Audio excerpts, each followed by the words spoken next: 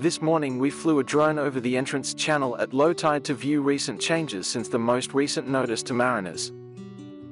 NTM 566T, issued on the 15th of November 2024, was based on a hydrographic survey of the Mooloolaba River and its coastal bar measured on Tuesday the 12th of November 2024.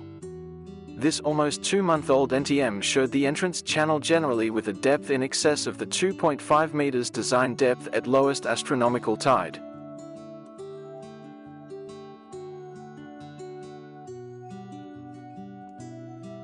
In this shot we view the entrance from above the port entry light PEL, and heading out to sea.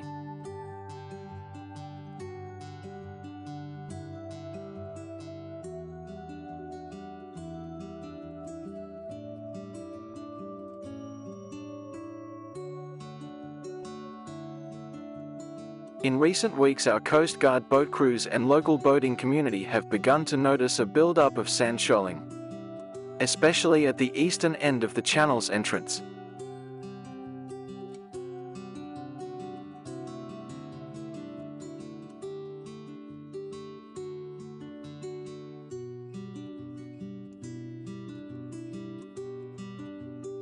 This shoaling appears to stretch from the end of the eastern breakwater to some 250 meters out to sea. Here is the sand buildup, taken from a different angle.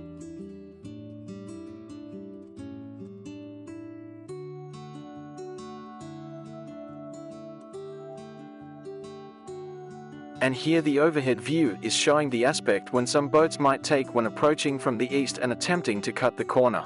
Overall, however, while we look forward to seeing the results of the next survey and latest issue of Notice to Mariners, be mindful of your vessel's draft, sea conditions and state of the tide when navigating this and any coastal bar. For any reasonably competent skipper, the channel is generally wide enough and navigable day and night, especially when holding to the central white sector of the port entry light, maintaining a good lookout, situational awareness, and knowledge of collision regulations and boat speed. As always, be aware that coastal bars are dynamic in nature, and the bottom profile can change from one day to the next. Therefore, this snapshot of today's conditions should never be used for navigation reference purposes. Always consult with local knowledge, including Coast Guard radio, for the latest information on weather, tide and bar conditions.